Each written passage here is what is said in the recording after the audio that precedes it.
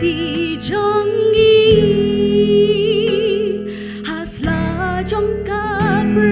thei tang ki sha hap deng lên ti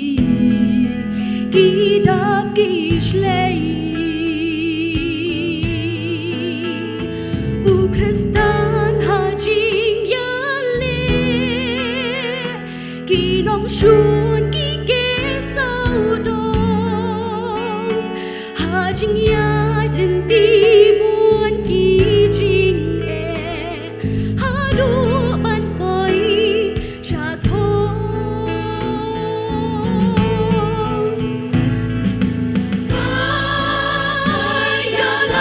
ialam long pray các cam trong đi Trai tu nang ialam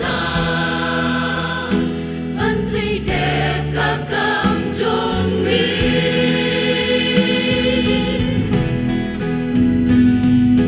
cam ca bun kerhan long pray tang Shangdiar nang ai bor mami kun Trai ban pray them jing song ha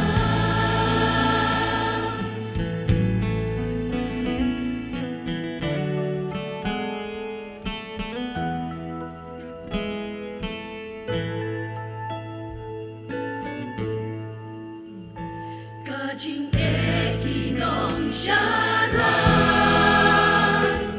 kini kisni menta mi shipun ki nong hikai ban pen bakla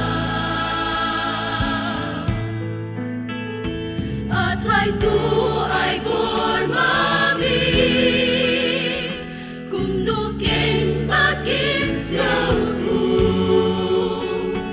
bakin yai ne pat mani yami halu